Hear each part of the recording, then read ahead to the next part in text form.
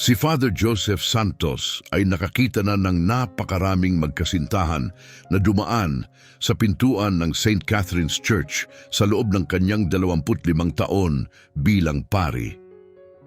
Ang ilan ay dumating na puno ng pag-ibig sa puso, habang ang iba naman ay tila sumusunod lamang sa tradisyon.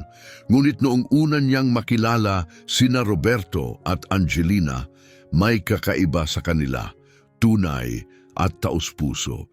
Si Roberto Flores ay isang kilalang negosyante sa lugar na may-ari ng 3 hardware store sa bayan. Matapat siyang dumadalo sa misa tuwing linggo sa loob ng maraming taon. Lagi siyang nauupo sa ikatlong upuan sa harap at laging naglalagay ng 20 dolyar sa basket ng koleksyon. Samantalang si Angelina Castro ay bagong dating sa parokya. Lumipat siya sa lugar 6 na buwan pa lamang ang nakakalipas upang magtrabaho bilang nurse sa Memorial Hospital. Napakaganda nilang magkasama. Madalas sabihin ni Ginny Reyes, ang sekretarya ng simbahan tuwing dumadalaw sina Roberto at Angelina para sa mga appointment bago ang kasal.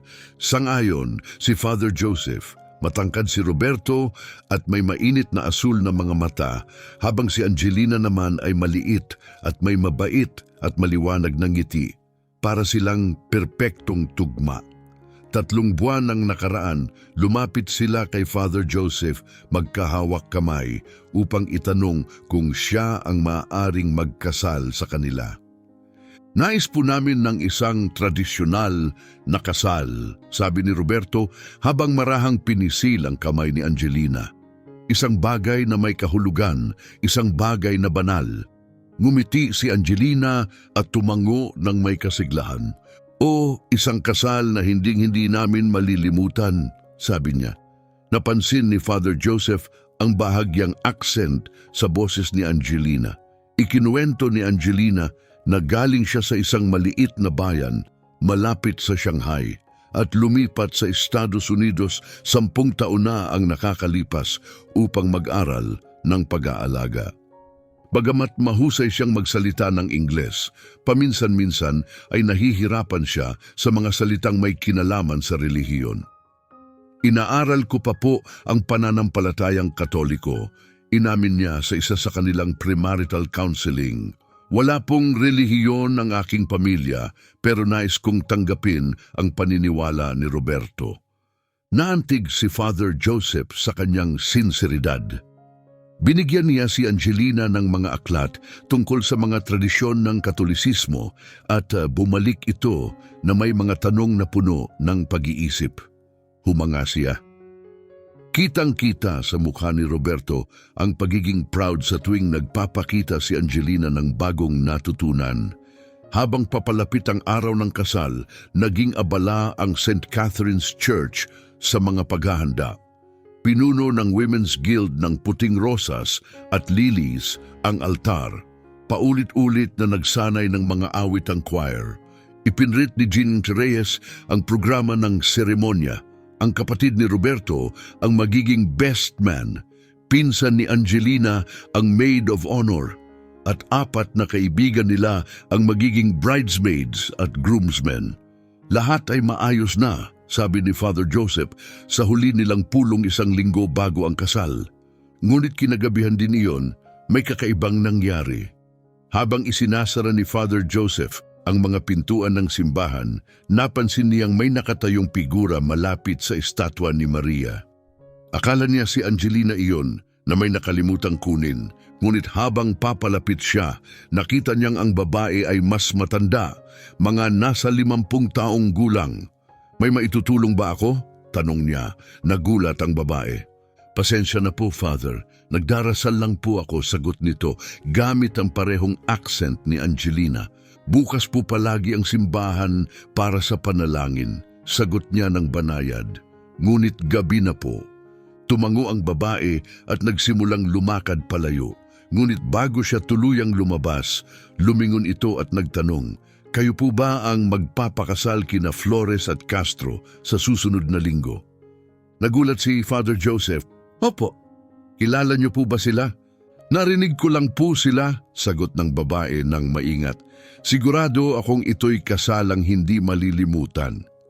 May kakaiba sa paraan ng pagkakasabi niya na nagbigay ng kaba kay Father Joseph. Bago pa siya makapagtanong pa, umalis na ang babae at malakas ang tunog ng pagsara ng mabigat na pintuan ng simbahan. Gabing iyon, hindi makatulog si Father Joseph. Paulit-ulit sa isip niya ang sinabi ng babae. May nakita siyang kung ano sa mga mata nito, baka lungkot o baka babala. Pinilit niyang iwaksi ito. Maraming emosyon ang naibubunsod ng kasal sa mga tao, ang sabi niya sa sarili. Hindi niya alam na ang maikling pagkikita nilang iyon ang magiging simula ng pinakakakaibang kasal na haharapin niya sa buong buhay niya bilang pari. Isang linggo bago ang kasal, abala na sa huling paghahanda ang simbahan. Inaayos ni Ginina Reyes ang mga bulaklak habang ang choir ay nagsasanay sa huling pagkakataon. Si Father Joseph ay nakaupo sa kanyang opisina, binabasa ang script ng seremonya nang may kumatok. Tuloy po, sabi niya. Pumasok si Angelina, suot ang simpleng asul na bestida at may dalang maliit na notebook. Sana po'y hindi ako nakakaabala, Father, sabi niya na may karaniwang mahinahong ngiti. Hindi naman, Angelina, maupo ka, sagot niya, itinuro ang silya sa tapat ng mesa. Ayos lang ba ang lahat? Kinakabahan ka ba sa kasal? Ay hindi po, mabilis na sagot ni Angelina. Maayos naman po ang lahat. Gusto ko lang pong pag-usapan ang ilang detalye sa seremonya. Tumango si Father Joseph. Kilala niyang masinop si Angelina maging sa maliliit na detalye. Madalas biruin ni Roberto na may spreadsheet pa ito para sa iba pang spreadsheets niya. Gusto ko lang sanang itanong, panimula niya, yung bahagi po ng seremonya na tinatanong kung may tumututol sa kasal, kailangan pa po ba talaga yon? Tinaas ni Father Joseph ang kilay. Bahagi po yon ng tradisyon kahit bihira namang may tumutol talaga. Pwede po ba nating tanggalin iyon? Tanong ni Angelina habang nakatingin sa kanyang mga kamay. Parang luma na po kasi ang dating. Pwede naman siyang sagot ni Father Joseph saglit na tumigil. Pero pwede ko bang itanong kung bakit ito mahalaga sa iyo? Napatawa ng kaunti si Angelina pero tila may halong kaba. Nakakatawa po, Father. May napanood lang po akong pelikula na may tumutol sa kasal. Nakakahiya po talaga. Pinagmasdan ni Father Joseph ang kanyang mukha. Para sa isang babaeng ikakasal sa lalaking mahal niya, mas mukhang balisa ito kaysa sabik. Naiintindihan ko, sagot niya ng marahan, pero nabanggit ni Roberto na gusto niya ng lubos na tradisyonal na kasal. Alam ko po, sagot ni Angelina tila may kaunting pagkadismaya. Pagkatapos ay mabilis niyang ibinaling ang usapan. Isa pa po, Father, mahinang dagdag ni Angelina, gusto ko sanang pag-usapan ang ilaw. Ang sikat ng araw sa hapon ay napakaganda kapag tumatagos sa stained glass na bintana. Gusto ko sanang masigurado na makukuha yung liwanag na iyon sa mga litrato. Nag-usap pa sila ng ilang minuto tungkol sa maliliit na detalye ng seremonya. At pagkatapos ay umalis na si Angelina. Habang naglalakad siya palayo, napansin ni Father Joseph na bumagal ito para humanga sa mga estatwa ng mga santo, lalo na sa estatwa ni Saint Catherine, ang patrona ng simbahan. Makalipas ang ilang oras, nagulat si Father Joseph nang dumating si Roberto mag-isa para sa huling meeting nila bago ang kasal. Hindi ba makakapunta si Angelina? Tanong niya. Gusto sana niya, sagot ni Roberto, pero pinuno niya ang isang ekstrang shift sa ospital. Humihingi siya ng paumanhin. Walang problema, sagot ni Father Joseph nang may kabaitan. Actually, dumaan siya kanina para pag-usapan ang ilang detalye ng seremonya. Napakunot noo si Roberto. Talaga, ang alam ko ay nasa trabaho siya buong araw. Nagatubili si Father Joseph. Naramdaman ang bahagyang pag-aalala. Tinatanong niya kung maaari naming alisin ang bahagi kung saan tinatanong kung may tututol sa kasal. Umiling si Roberto tila nalilito. Talaga? Ang alam ko siya pa nga ang may gustong maging sobrang tradisyonal ang kasal. Siya pa nga ang nagpumilit na gamitin ang luma at antigong Biblia ng lola ko para sa mga pagbasa. Siguro ay kinakabahan lang siya, mahinang mungkahi ni Father Joseph. May mga emosyon kasing hindi inaasahan na lumalabas kapag malapit na ang kasal. Maaaring ganun nga, sagot ni Roberto, pero bakas sa mukha ang pag-aalala. May nabanggit pa ba siyang kakaiba? Wala naman, sagot ni Father Joseph, pero nag-atubili. Pero napapansin ko minsan na parang naiilang siya kapag pinag-uusapan natin ang mga tradisyon ng Katoliko sa counseling. Tumango si Roberto dahan-dahan. Hindi relihiyoso ang pamilya niya, paliwanag niya, pero talagang nagsusumikap siyang pag-aralan ang Katolisismo para mas maintindihan ang pananampalataya ko. Bumili pa nga siya ng mga libro tungkol dito. Napakaganda ng ginagawa niya, ani Father Joseph, sabay ngiti. Pagkaalis ni Roberto, nag-ikot si Father Joseph sa simbahan upang tingnan kung handa na ang lahat. Sa paglalakad niya malapit sa confessional, may napansin siyang nakaluhod sa altar, isang asyanang babae na nasa gitnang edad na hindi niya kilala. Pasensya na po, sabi niya ng magiliw. May maitutulong po ba ako? Lumingon ang babae, tila nagulat. Ay patawad po, Father. Nagdarasal lang po ako. Laging bukas ang simbahan para sa dasal, sagot niya. Dito po ba kayo para sa kasal ngayong weekend? Sa pagbanggit ng kasal, may bakas ng tensyon o takot sa mukha ng babae. Ang kasal ni Castro at Flores? Oo, maaring dumalo ako. Kaibigan po ba kayo ng nobya o ng nobyo? Tanong ni Father Joseph. Nag-atubili ang babae at tumingin sa lupa. Matagal ko nang kilala si Angelina. Bago pa siya makapagtanong pa, mabilis na tumalikod ang babae at tumakbo palabas ng simbahan. Ngunit bago siya tuluyang makalabas, tumigil siya, lumingon at may sinabing may nanginginig na tinig. Father, minsan hindi kung sino ang inaakala natin ang isang tao. Pagkaalis ng babae, nanatili ang kanyang mga salita sa hangin na parang malamig na simoy. Kinagabihan, hindi mapakali si Father Joseph. Paulit-ulit sa kanyang isipan ang kahilingan ni Angelina, ang gulat ni Roberto at ang babala ng hindi kilalang babae. Kinabukasan ng gabi, bago ang araw ng kasal, handa na ang simbahan. Puting bulaklak ang nakahanay sa mga upuan, nakasabit ang mga silk ribbon sa altar at perpekto ang tunog ng organ. Lahat ay tila perpekto, maliban sa damdamin ni Father Joseph. 11:30 ng gabi, habang patay na niya ang kanyang lampara, biglang tumunog ang telepono sa tabi ng kama. Hindi pamilyar ang numero, pero bilang pari, alam niyang maaaring importante ito. Kaya sinagot niya, Hello, si Father Joseph ito. Sandali ng katahimikan at pagkatapos isang mahinang tinig ng babae ang narinig. Father, kailangan ko pong makausap kayo tungkol sa kasal bukas. Umupo ng tuwid si Father Joseph. Sino po sila? Hindi na po mahalaga yun. Mabilis na sagot ng babae. May accent siya na tulad ng kay Angelina pero mas mabigat. Parang may dinadalang matinding alalahanin. Ang mahalaga, kailangan yung pigilan ng kasal na yan. Hindi ko maaaring pag-usapan ng mga parokyano ko sa hindi ko kilala, mariing sagot ni Father Joseph. Kung may ikinababahala kayo, pumunta kayo sa simbahan bukas. Wala nang oras bukas, mariing sagot ng babae. Ang babaeng pakakasalan ni Roberto, hindi siya si Angelina Castro. Nanlamig si Father Joseph. Naalala niya agad ang babaeng nakita niyang nagdarasal sa simbahan ilang araw ang nakalipas. Anong ibig niyong sabihin? Tanong niya dahan-dahan.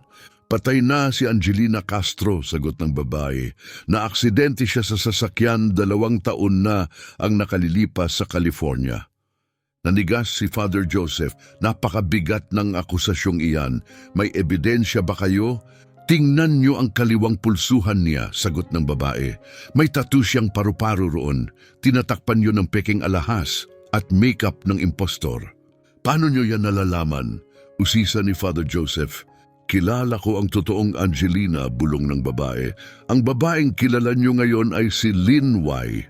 Roommate siya ni Angelina sa nursing school. Noong mamatay si Angelina, kinuha niya ang pagkakakilanlan nito. Mga dokumento, kwento, buong buhay. Mabilis ang takbo ng isipan ni Father Joseph. Naalala niyang palaging may suot na bracelet si Angelina kahit tag-init. At oo nga, iniiwasan niya ang tanong tungkol sa kanyang nakaraan, lalo na ang buhay sa nursing school.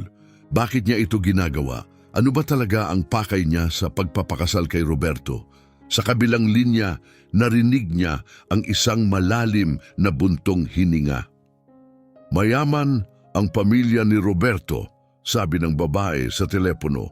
Ang mga hardware store niya ay simula pa lamang. Ipinamana sa kanya ng yumaong tiyo ang lupang nagkakahalaga ng milyon-milyon. Sandali siyang tumigil bago nagpatuloy. Si Lin, matagal na niyang pinapangarap na iwan ang lumang buhay niya sa China. Gusto niya ng mas malaki, mas marangyang buhay. Kung totoo ang sinasabi mo, maingat na sagot ni Father Joseph, dapat siguro akong makipag-ugnayan sa mga autoridad. Huwag, mabilis na sagot ng babae, halatang may takot sa tinig. Kapag ipinagbigay alam mo sa pulis ngayon, mawawala siya. Ginawa niya na yan dati. Ang kasal lang ang tanging pagkakataong mahuhuli siya, hindi siya makakatakas agad. Hindi alam ni Father Joseph kung ano ang paniniwalaan. Maaring ito ay isang babala o isang malupit na panlilin lang. Ngunit sinabi ng babae ang isang bagay na nagbigay sa kanya ng matinding kilabot.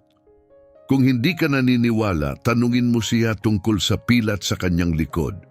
Ang totoong Angelina ay naoperahan noong 12 taong gulang siya, operasyon sa gulugod. May 6 na pulgadang pilat sa likod niya. Ang babaeng iyan wala. At biglang naalala ni Father Joseph ang isang kakaibang bagay. Noong nakaraang wedding rehearsal, suot ni Angelina ang damit na bukas ang likod. Nang hinaplos ni Roberto ang balat nito, malinaw niyang nakita, walang pilat. Sino ka ba talaga? Tanong niya muli, nanginginig ang boses. Isang taong naniniwala sa katarungan, sagot ng babae. Isang taong hindi kayang manahimik habang nililin lang ang isang inosenteng lalaki gaya ni Roberto. Bago pa siya makapagtanong pa, naputol na ang tawag. Tumahimik ang linya. Nakatitig si Father Joseph sa telepono, nagulat. Dahan-dahan siyang tumayo, lumuhod at nanalangin. Totoo kaya ang sinasabi ng babae o baka naman isa siyang taong puno ng inggit o poot? Naalala niya si Angelina kung paanong iniiwasan nitong sagutin ang mga personal na tanong, kung gaano kalabo ang mga kuwento niya tungkol sa nakaraan at kung paanong paminsan-minsan ay lumilingon ito na para bang may nagmamasid sa kanya. Sa unang pagkakataon sa loob ng kanyang pagkapari, nagduda si Father Joseph kung dapat ba niyang ituloy ang isang kasal. Ngunit hindi siya maaaring umaksyon base lamang sa isang tawag. Kailangan niya ng ebidensya. Habang pumapasok ang liwanag ng umaga sa bintana, nagpasya siya. Hindi muna siya tatawag sa pulis. Hindi rin niya aalertuhin si Roberto. Ngunit magiging mapagmatyag siya. Hahanapin niya ang tattoo ng paru-paro. Anuman ang katotohanan, tiyak siya sa isang bagay. Hindi magiging gaya ng inaasahan ang kasal. Dumating ang umaga ng kasal na may malinaw na langit at mainit na sikat ng araw. Pagsapit ng tanghali, puno ng tawanan at sigla ang St. Catherine's Church. Ang mga flower girl ay paulit-ulit na nagsasanay sa pagtapon ng mga talulot sa aisle. Ang best man ay kinakabahang paulit-ulit na tinitingnan kung nasa bulsa pa ang mga singsing. Sa isang maliit na silid sa gilid, nakatayo si Roberto sa harap ng salamin. Inaayos ang kanyang kurbata na bahagyang nanginginig ang mga kamay. May kumatok ng marahan sa pinto. Pwede ba akong pumasok? Father! Oo naman, sagot ni Roberto na may ngiti sabay lingon. Kumusta ang itsura ko? Napakakisig, sabi ni Father Joseph. Bagaman napansin niya ang bahagyang panginginig ng mga daliri nito. Kinakabahan. Kaunti lang, amin ni Roberto, pero higit sa lahat sabik ako. Hindi ako makapaniwalang pakakasalan ko na si Angelina. Sa totoo lang pakiramdam ko ako ang pinakamaswerteng lalaki sa mundo. May kirot sa dibdib si Father Joseph. Umiikot sa isip niya ang babala ng babae. Totoo kaya na ikakasal si Roberto sa taong hindi niya talaga kilala? Roberto, maingat niyang tanong, matagal ko nang gustong malaman paano kayo nagkakilala ni Angelina. Agad na lumiwanag ang mukha ni Roberto. Sa ospital, sagot niya. Binisita ko noon ang pinsan kong naoperahan. Siya ang nurse. Napakabait at maalaga. Nabighani agad ako. Iniwan ko pa nga ang numero ko sa isang napkin, parang binatilyong kabado. Tumawa siya. Hindi ko akalaing tatawagan niya ako, pero ginawa niya. At nakilala mo na ba ang pamilya niya? Marahang tanong ni Father Joseph. Bahagyang nawala ang ngiti ni Roberto. Hindi. Patay na raw ang mga magulang niya at ang kapatid niya ay nasa China pa rin. Hindi raw makakadalo, masyadong malayo. Hindi mapigilan ni Father Joseph ang kutob sa tiyan. Walang pamilya, walang sino mang makapagpapatunay o makakapagtanggi sa kanyang pagkakakilanlan. Isa pang kakaibang tanong, sabi ni Father Joseph na pilit pinapagaan ng tono. Mayroon ba siyang mga kakaibang marka, birthmark, o pilat? Tumingin si Roberto nagtataka. Nakakatawang tanong naman po, Father. Wala lang, sagot ng pari. Minsan kasi lumalabas ang mga ganong detalye sa mga wedding speech. Sagot ni Roberto habang nag-iisip. May maliit siyang tattoo ng paru-paro sa kaliwang pulsuhan. Pinagawa raw niya sa kolehiyo nung tinatawag pa niyang wild days niya. Tumawa siya. Bakit niyo po natanong? Halos tumigil sa pagtibok ang puso ni Father Joseph. Binanggit ng babae sa telepono ang tattoo na iyon, ngunit ayon dito, iyon ay sa totoong Angelina, hindi sa impostor. Nagkamali ba ang babae o sinadya ba siyang linlangin? Wala lang, sagot ni Father Joseph, pilit ng umiti. Titingnan ko lang ang nobya, malapit na ang oras. Sa kabilang bahagi ng simbahan, nasa bridal suite si Angelina, napapaligiran ng kanyang mga abay. Puno ng tawanan ang silid habang inaayos ang belo, tinataas ang palda at inaayusan ang mukha. Nang marahang kumatok si Father Joseph, nagsigawan ng mga abay at tinakpan si Angelina. Malas kung makita ng groom ang bride bago ang kasal, biro ng isa. Father Joseph, masayang bati ni Angelina, ayos lang po ba ang lahat? Sinisiguro ko lang kung may kailangan ka, sagot niya, habang palihim na pinag-aaralan ng babae. Ngumiti si Angelina, nagniningning sa kanyang puting gown. Nakasuot siya ng pilak na pulseras na may maliliit na perlas, sapat para takpan ang tattoo. Perpekto na ako, sabi niya na may ngiti. Sabik na akong maging Mrs. Flores. Isa sa mga abay ang nag-ayos ng kanyang belo. Parang isang fairy tale, sabi nito, na may panaginip sa tinig. Para talaga kayong itinadhana. Tumango si Father Joseph, bagaman naglalaro sa isipan niya ang mga tanong. Kung nagsisinungaling ang babaeng tumawag, bakit? At kung hindi, ano nga ba talaga ang itinatago ni Angelina Castro? Napansin ni Father Joseph na ang ngiti ni Angelina ay hindi umaabot sa kanyang mga mata. May kung ano sa ngiting iyon, tila pilit, kontrolado. Ito ba'y simpleng kaba bago ang kasal o may mas malalim na dahilan sa likod nito? Angelina, sabi ni Father Joseph ng mahinahon, maaari ba kitang makausap sandali? Gusto ko lang sanang magdasal tayo bago magsimula ang seremonya. Nagkatinginan ang mga abay, nagtataka, ngunit tahimik silang lumabas ng silid at iniwan ang dalawa. Pagkasara ng pinto, humarap si Angelina sa kanya. Kalma ang boses, ngunit bantay sarado ang ekspresyon. May problema po ba, Father? May natanggap akong nakakabagabag na tawag kagabi, maingat niyang sabi. Tungkol ito sa iyo. Napatigil si Angelina, agad na namutla. Tungkol sa akin? Anong sinabi nila? Sinabi nila, patuloy ni Father Joseph, na baka hindi ka raw talaga kung sino ang sinasabi mong ikaw. Matagal siyang tumitig sa pari, tahimik, bago napatawa ng mahina. Magaan ngunit halatang hindi totoo. Nakakatawa naman yan, sabi niya. Sino naman ang magsasabi ng ganon? Binanggit nila ang tattoo ng paru-paro, sabi ni Father Joseph, nakamasid sa kanya. Walang pag-aalinlangan, itinaas ni Angelina ang kaliwang pulsuhan at inalis ang pulseras. Doon, malinaw na nakikita sa makinis niyang balat ang maliit na asul na paru-paro. Ito ba? Tanong niya ng kalmado. Matagal na ito. Alam ni Roberto ang tungkol dito. Nakunot ang noo ni Father Joseph. Totoo ang tattoo, kaya mali ang babaeng tumawag o sadyang niloko siya. May binanggit din silang isa pa, dahan-dahan niyang sabi, tungkol sa pilat sa likod mo o sa kawalan nito. Nagbago ang ekspresyon ni Angelina, isang iglap ng takot o galit ang sumilay sa kanyang mga mata. Ngunit bago pa siya makasagot, may tumawag mula sa labas ng pinto. 5 minuto na lang, lahat! Masiglang sigaw ni Juan Reyes na agad sumira sa tensyon. Tumayo si Angelina, inayos ang kanyang gown. Pag-uusapan natin iyan pagkatapos ng seremonya, Father. Naghihintay na ang magiging asawa ko. Habang dumaan siya sa tabi ng pari, naramdaman ni Father Joseph ang lamig sa hangin. Kalma ang kilos ni Angelina, sinadya bawat galaw. Hindi nanginginig ang kamay niya. Hindi siya kinakabahan, handa siya.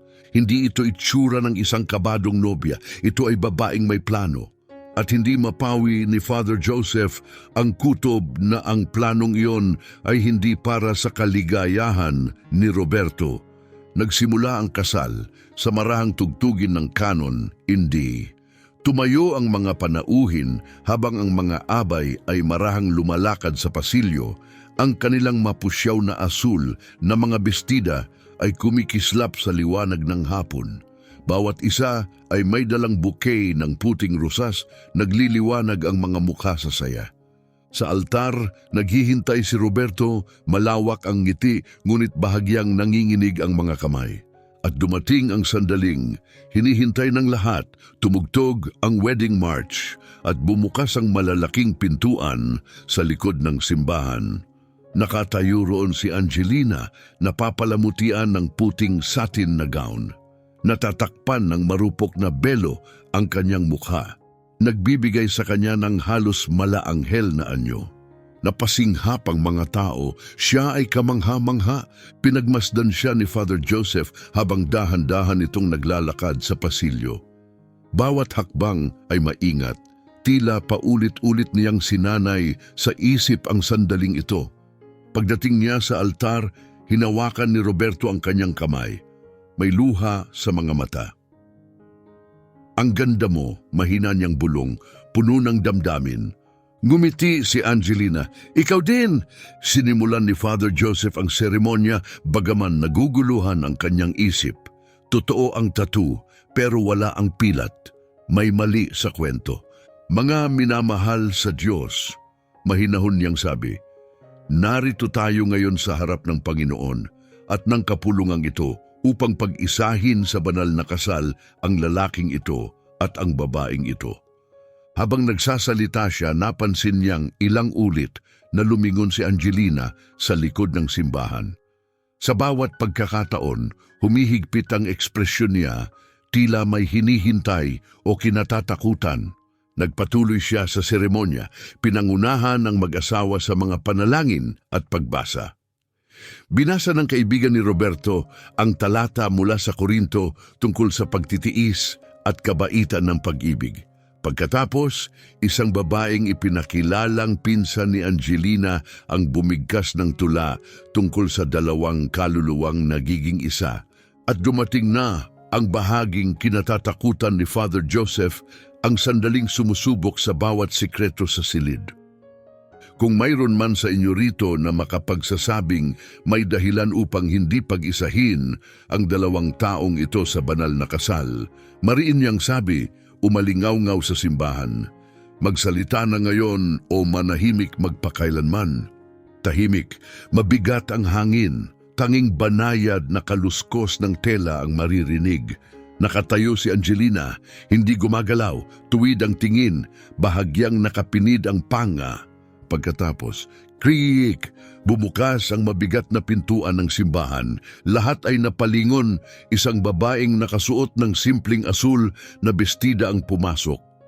Tuwid ang tindig, matatag ang tingin. Asyano siya tulad ni Angelina, ngunit mas matanda. Marahil nasa 50 taong gulang.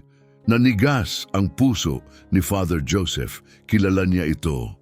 Siya ang babaeng nakita niyang nagdarasal sa harap ng estatwa ni Maria at tiyak niyang siya rin ang tumawag kagabi. Tumututol ako, malinaw na sabi ng babae. Ang boses ay tumagos sa katahimikan na parang kampana. Napasinghap ang lahat.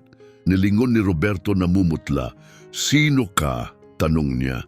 Dahan-dahang lumakad ang babae sa pasilyo. Ako si Paula Castro, matatag niyang sabi. Si Angelina Castro ay pamangkin ko. Naglahong parang dugo ang kulay sa mukha ni Angelina. Hinawakan niya ng mahigpit ang kanyang buke hanggang sa pumuti ang mga kamao.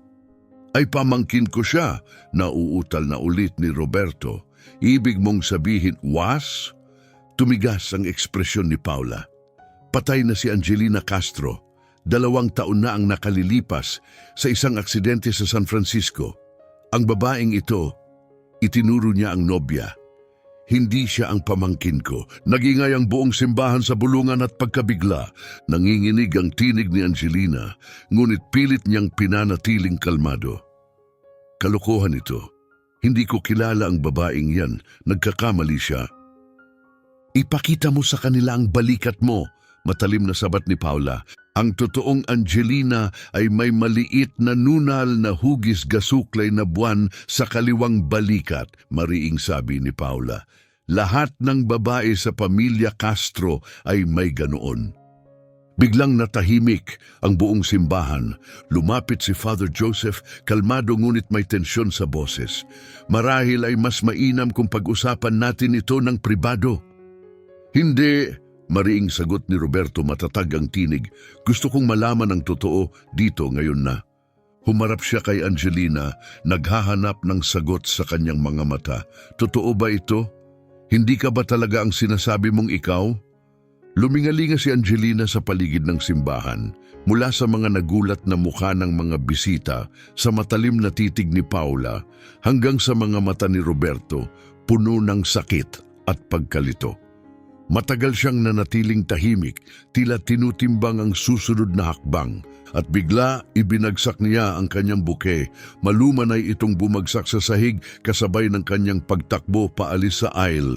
Napasinghap ang lahat. Halos makarating siya sa kalagitnaan nang biglang harangin siya ng security guard ng simbahan na noon pa'y naalerto ni Ging Reyes. Tinangkang umiwas ni Angelina pero nahawakan agad ang kanyang braso. Bitawan mo ako, sigaw niya, pumipiglas at nagpupumiglas. Tumawag ng pulis, malakas ang boses ni Father Joseph sa gitna ng kaguluhan. Nanatiling nakatayo si Roberto sa harap ng altar, maputla, pinapanood ang babaeng dapat sana'y pakakasalan niya habang sinusubukang tumakas. Ang sakit sa kanyang mukha ay tila tumarak sa dibdib ni Father Joseph at biglang tumigil si Angelina sa paglalaban. Hinarap niya si Roberto, magkatitigan silang dalawa. Hindi na takot ang nasa kanyang mukha, kalmado ito, kontrolado, puno ng kalkulasyon. Hindi niyo naiintindihan, malamig niyang sabi. Wala ni isa sa inyo ang nakakaintindi sa pinagdaanan ko. Muling natahimik ang simbahan. Lahat ng bisita ay tila natigil sa paghinga, nag-aabang sa susunod na mangyayari. Alam ni Father Joseph, ito pa lang ang simula. Ang sumunod na oras ay naging malabo, puno ng pagkabigla at kaguluhan. Narinig ang wangwang ng pulis sa labas habang pumapasok ang mga opisyal, may mga radyo silang tumitilamsik. Ang mga palamuti ng kasal ay nakasabit pa rin, ang musika ay bahagyang tumutugtog pa. Tila multo ng kung ano sana ang dapat mangyari sa araw na iyon. Hiniling sa mga bisita na manatili sa loob habang kinukuha ang salaysay nina Father Joseph, Paula Castro at Roberto. Samantala si Angelina o kung sino man talaga siya ay tahimik na nakaupo sa isang maliit na opisina sa likod ng simbahan, bantay ng 2 pulis. Ang dating perpektong wedding dress ay lukot-lukot na, punit sa laylayan, nakakalat sa sahig na parang bangkay ng isang pangarap. Gusto ko siyang kausapin. Sa wakas ay sabi ni Roberto, mahinang-mahina ang boses. Tinapik siya ng bestman sa balikat. Sigurado ka ba, Roberto? Kailangan kong marinig ang totoo, sagot niya, galing sa kanya. Matapos ang maikling pag-aalinlangan, tumango si Officer Perez, isang detektib na matalas ang mga mata at tahimik na autoridad. 5 minuto, sabi niya. Nandun ako sa loob. Sa loob ng opisina, nakaupo ang babaeng muntik na pakasalan ni Roberto, nakatungo ang ulo. Ang maskara ay bumaba na sa kanyang pisngi, ngunit tuwid pa rin ang likod niya. Ang ekspresyon matigas. Tumayo si Roberto sa tapat niya, matatag ang boses, ngunit puno ng sakit ang mga mata. Sino ka ba talaga? Ilang sandali siyang tahimik. Pagkatapos, marahang tumingin siya pataas. Ang pangalan ko ay Lin Wei. At si Angelina? Tanong ni Roberto. Yung tunay na Angelina. Kumikislap ang mga mata ni Lin, nasa pagitan ng pagsisisi at pagtanggap. Roommate ko siya sa nursing school, marahan niyang sagot. Magkaibigan kami. Patay na raw siya, dagdag ni Roberto. Tinig ay nabibiyak. Tumango si Lin, 2 taon na. Pauwi siya galing night shift. Umuulan. Nawala siya sa kontrol ng kotse. At pagkatapos nun, malungkot na sabi ni Roberto, kinuha mo ang pagkatao niya? Tumingin si Lin sa kanyang mga kamay, sa singsing na may diamante na nasa daliri pa rin niya. Si Angelina ang may lahat ng bagay na pinapangarap ko, mahina niyang sabi. Matatag na buhay sa Amerika, malinis na record, magandang trabaho, walang komplikadong pamilya. Nang mamatay siya, nakita ko ang pagkakataon. Napangiwi si Roberto sa sakit. Ibig sabihin, peke ang lahat sa pagitan natin kasinungalingan. Bahagyang nag-iba ang mukha ni Lin. Sa unang pagkakataon, nagpakita ito ng kaunting lambing. Hindi lahat, sagot niya. Minahal din kita, Roberto. Hindi iyon kasama sa plano. Nangyari na lang. Lumapit si Officer Perez, matatag ang boses. Ano ang plano mo, Miss Wei? Sandaling nag-atubili si Lin, pagkatapos ay napabuntong hininga. Wala na siyang maitatago. Kasal, citizenship, seguridad. Tumingin siya kay Roberto. Mayaman ang pamilya mo. Lumaki akong wala. Gusto ko lang ng mas mabuting buhay at ikaw. Napatigil siya, tila napansin kung gaano kahapdi ang dating ng mga salitang iyon. Doon na nagsalita si Father Joseph, na tahimik na nakatayo sa pintuan. Maraming mayayamang lalaki sa bansang ito, anya. Bakit dito? Bakit siya? Napabuntong hininga si Lin, tuluyang nawalan ng pagtatanggol. Hindi aksidente, pag-amin niya. Nang mamatay si Angelina, nakita ko ang journal niya. Nagsusulat siya tungkol sa hometown niya, tungkol sa lalaking minahal niya noong high school. Hindi siya nakalimot. Tumingin siya kay Roberto. Ikaw yon! Napakurap si Roberto, nanlalambot ang mukha. Hindi mo ako napansin noon, patuloy ni Lin. Ako yung tahimik na exchange student na laging nasa likod mo sa English class. Pero napansin ka ni Angelina. Sinundan ka niya sa social media. Kahit noong lumipat na siya, ginamit mo ang mga alaala niya. Mahina ngunit malinaw na sabi ni Roberto. Ginamit mo ang kwento niya para mapalapit sa akin. Kailangan ko ng kwentong may saysay, sagot ni Lin, yung hindi pagtatawanan ng tao. Maaring gumana sana, malamig na sabi ni Officer Perez, kung hindi dahil kay Paula Castro. Nanikip ang panga ni Lin. Hindi ko alam na may tiyahin pala si Angelina sa California. Bihira siyang magkwento tungkol sa pamilya. Pumasok si Paula sa silid. Seryoso ang muka. Nakita ko ang tunay mong lisensya bilang nurse. Anya, ang totoong pangalan mo. Hinahanap ko ang mga record ng pamangkin ko nang makita ko ang litrato mo gamit ang mga papeles niya. Ilang buwan bago kita natuntun dito. Tahimik na pinanood ni Father Joseph habang unti-unting lumalalim ang katotohanan kay Roberto. Ang lalaking minsang nakatayo ng buong kumpiyansa sa harap ng altar, handang ialay ang buong buhay sa babaeng inakala niyang kilala niya. Ngayon nakaupo siya wasak na wasak at malinaw ang pagkakanulo sa kanyang mukha. Kakasuhan ka ng pagnanakaw ng pagkakakilanlan, mahinahong sabi ni Officer Perez kay Lynn. At maaaring isama pa ang panlilinlang depende sa madidiskubre pa namin sa investigasyon. Hindi na tumutol si Lynn, tumangulang siya, tila ba tinanggap na ang lahat. Habang inihahanda na siyang ilabas ng mga opisyal mula sa simbahan, lumingon siya kay Roberto sa huling pagkakataon. Kung may halaga man ito, mahina niyang sabi, ang nakaraang 6 na buwan ang pinakamasaya sa buong buhay ko. Hindi sumagot si Roberto. Tahimik siyang lumakad palayo, lumampas kay Father Joseph, palabas ng opisina at pabalik sa simbahan kung saan nakaupo pa rin ang mga bisitang naguguluhan, bulong-bulungan, walang makapaniwala. Ang kasal na dapat sana'y simula ng bagong buhay ay nauwi sa iskandalo. Ngunit ang panlilinlang ni Linway ay noon pa lamang nagsisimulang mabunyag. Sa mga sumunod na araw, umingay ang maliit na bayan, puno ng mga balita, haka-haka at pagkagulat.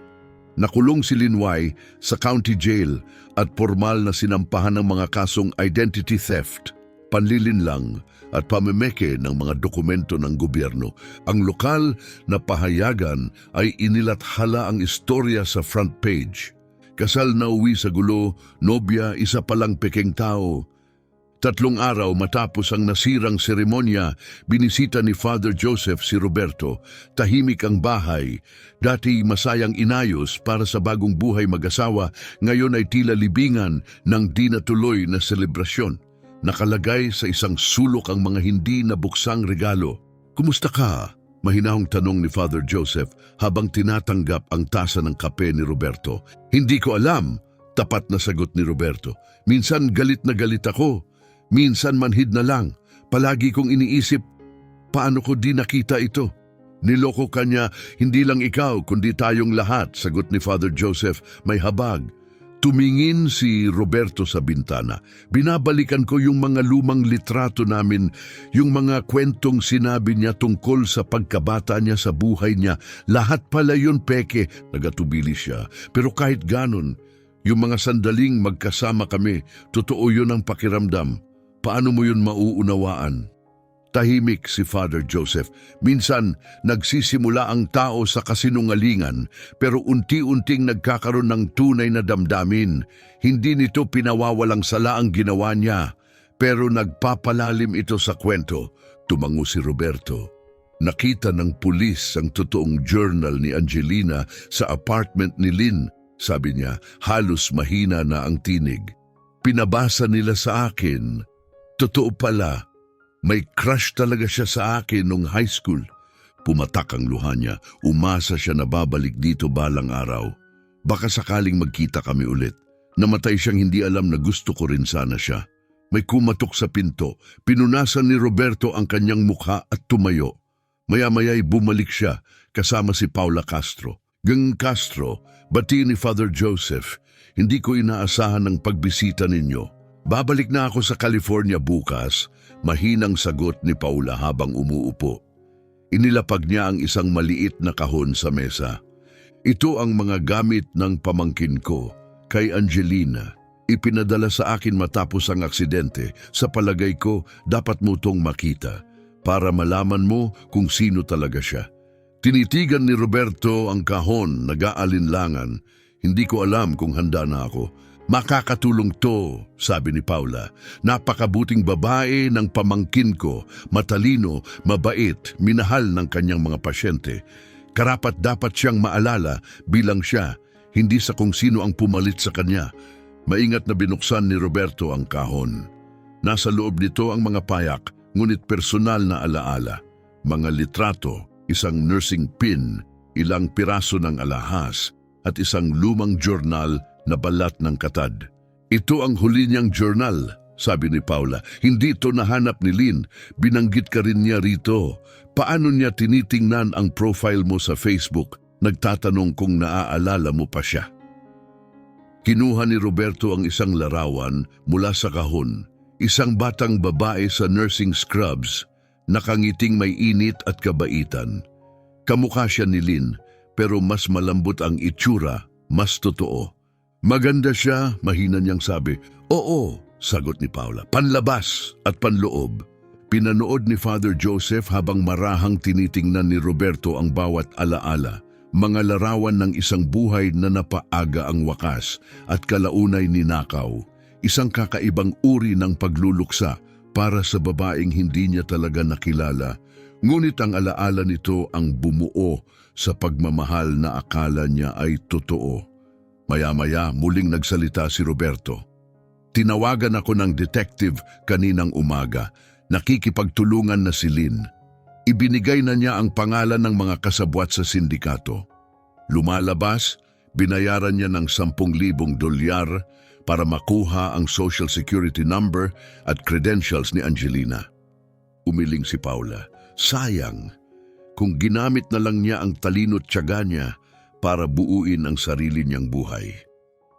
Sinabi rin nila, dagdag ni Roberto, walang emosyon ng tinig, na plano talaga niyang hiwalayan ako pagkatapos makuha ang citizenship.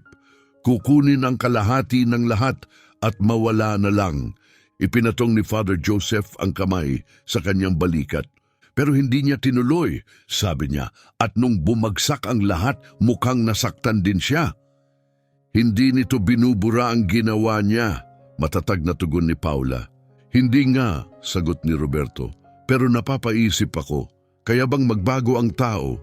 Maaaring tumubo ba ang tunay na damdamin kahit nagsimula sa kasinungalingan? Habang paalis si Father Joseph, napansin niyang inilagay ni Roberto ang larawan ni Angelina sa ibabaw ng istante. Katabi ng singsing na ngayoy wala ng may-ari. Ang kasal ay natigil, ngunit ang alon ng mga nangyari ay patuloy pa ring humahampas. Lumipas ang 6 na buwan, nagbago ang mga panahon, ang tagsibol ay naging tag-araw at ang tag-araw ay nagbigay daan sa taglagas. Unti-unting nawala sa alaala ng bayan ang tsismis. Ngunit para sa mga naapektuhan, ang mga pangyayari ng araw na iyon ay hindi kailanman tuluyang lumisan. Isang linggo ng umaga, habang nag-aayos si Father Joseph para sa misa, napansin niyang may nakaupo sa pinakahuling upuan, si Roberto. Roberto, bati niya habang nilalapitan ito. Mabuti naman at nakita kita. Tumango si Roberto, mas payat ang mukha ngunit mas kalmado. Kailangan ko ng panahon, sabi niya. Panahon na malayo sa lahat. Lubos na naiintindihan ko, tugon ni Father Joseph. Kamusta ka na ngayon? Mas mabuti, sagot ni Roberto. Isinara ko ang 2 sa mga tindahan ko. Ibinenta ko na rin ang lupang iniwan ng tiyo ko. Nagulat si Father Joseph. Malaking hakbang yan. Napagtanto kong nagtatrabaho ako ng husto para sa isang bagay, pero hindi ko alam kung bakit. Bahagyang ngumiti si Roberto. Ginamit ko yung pera para punduhan ang isang scholarship sa nursing. Sa pangalan ni Angelina, ang totoong Angelina. Napakaganda yun, sabi ni Father Joseph. Damang-dama ang emosyon. Tiyak kong na-appreciate ni Paula yan. Oo, tumango si Roberto. Nanatili kaming magkaugnayan. Parang naging pamilya na rin. Pareho kaming nawalan. Kahit hindi ko siya tunay na nakilala. Tahimik silang naupo, parehong nag-iisip.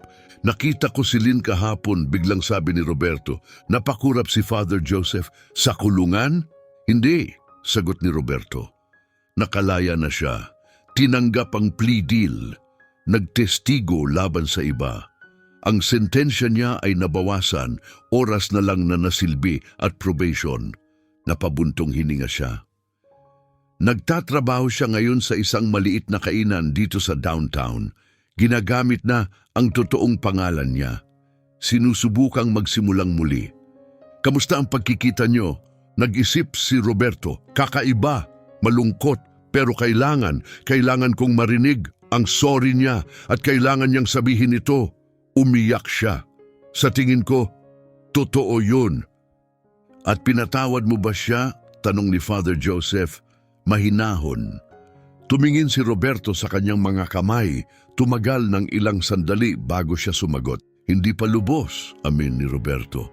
Baka hindi ko siya tuluyang mapatawad. Pero hindi na ako galit. May halaga rin yun, hindi ba? Tumango si Father Joseph, malalim ang pagdinilay. Hindi lang yun basta may halaga, malaki na yun. Tumingin si Roberto sa ibaba bago muling nagsalita. May sinabi siya na medyo ikinagulat ko. Habang nasa kulungan daw siya, binasa niya lahat ng journal ni Angelina.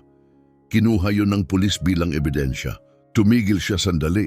Sabi niya, parang unti-unti raw niyang naramdaman na kilala na niya ang totoong Angelina.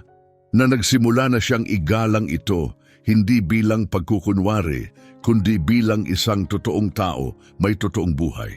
Kaya ng taong magbago, mahinang sabi ni Father Joseph. Umasa ako roon, tugon ni Roberto. Nagbago na rin ako, mas maingat na ako ngayon. Pero pinipilit ko ring huwag tumigas ang puso. Nag-atubili siya. May nakilala ako, guro siya sa high school. Dahan-dahan lang kami, walang apura. Tinitingnan lang kung saan kami dadalhin. Ngumiti si Father Joseph totoo at mula sa puso. Napakaganda niyan, Roberto. Karapat-dapat kang lumigaya muli.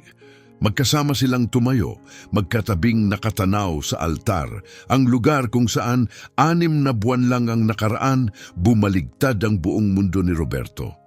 Alam mo kung ano ang nakapagtataka? Aniya, kung hindi mo napansin yung maliliit na inconsistency at kung hindi pumasok si Paola sa simbahan na yon, kasal na sana ako kay Lynn ngayon, nabubuhay, sa kasinungalingan ni hindi ko namamalayan, tahimik na tugon ni Father Joseph. Minsan, ang pinakamahihirap na sandali ang siyang nagtuturo sa atin sa tamang daan. Tumango si Roberto, malayo ang tingin. Nag-sign up ako bilang volunteer sa Memorial Hospital sa susunod na buwan. Sa mismong unit kung saan dating nagtatrabaho ang totoong Angelina. Nagbigay siya ng mapait na ngiti. Gusto kong gawin ito para sa kanya. Hindi niya nakuha ang buhay na pinangarap niya, pero karapat-dapat pa rin siyang maalala. Habang naglalakad si Roberto papalabas ng simbahan, papunta sa sinag ng tanghaling araw, may napansin si Father Joseph sa kabila ng kalsada. Isang babae, mas maikli na ang buhok, nakasuot ng maong at simpleng sweater. Si Lynn, hindi siya lumapit. Nanatili lang siyang nakatayo, tahimik na pinagmamasdan si Roberto. Ang ekspresyon sa kanyang mukha ay puno ng hindi binibitawang emosyon. Marahil ay pagsisisi, marahil ay pag-unawa. Nang magtagpo ang kanilang mga mata ni Father Joseph, tumango si Lynn. Isang tahimik na pasasalamat o marahil isang pamamaalam. Pagkatapos ay tumalikod siya at lumakad palayo. Bumalik si Father Joseph sa loob, ipinagpatuloy ang paghahanda para sa misa ng linggo. Ngunit nanatili sa kanyang isipan ang lahat ng naganap. Isang tanong lang, isang pag-uusisa ang naging mitsa ng lahat. At mula roon, gumulong ang mga pangyayaring nagbago ng maraming buhay. Naisip niya ang katotohanan, panlilinlang, pagkakakilanlan at awa, ang napakanipis na linyang naghihiwalay sa tama at mali. Ang tunay na buhay ay hindi laging may malinaw na wakas, hindi palaging may bayani o kontrabida.